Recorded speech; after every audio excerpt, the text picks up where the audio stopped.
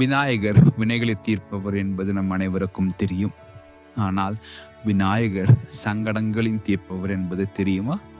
ஆம், அதற்கான நாள் தான் சங்கடஹர சதுர்த்தி.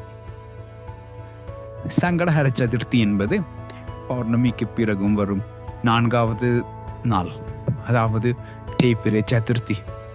இந்த நாளில் விநாயக பெருமான் மிகுந்த சக்தியுடன் நம் சங்கடங்களை தீர்க்க வருகிறார் என்று நம்பப்படுகிறது. இதனால் பல கோவில்களில் சிறப்பு பூஜைகளும் அபிஷேகங்களும் வழிபாடுகளும் நடைபெறும்.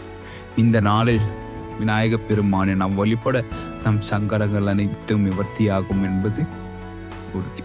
சங்கடஹர சதுர்த்தி அன்று விநாயகர் கோவிலுக்கு சென்று அவரை மனதார் வேண்டி ஒரு தேங்காய் உடைத்து ஓம் நமோ ஹே ரம்ப மத மோதித மம சங்கடம் நிவாரிய என்ற போன் மந்திரத்தை கூறி வழிபடும் பொழுது விநாயகரின் அருள் கிடைத்து நம் சங்கடங்கள் அனைத்தும் நிவர்த்தியாகி சந்தோஷமான வாழ்க்கை அமையும் என்பது உறுதி.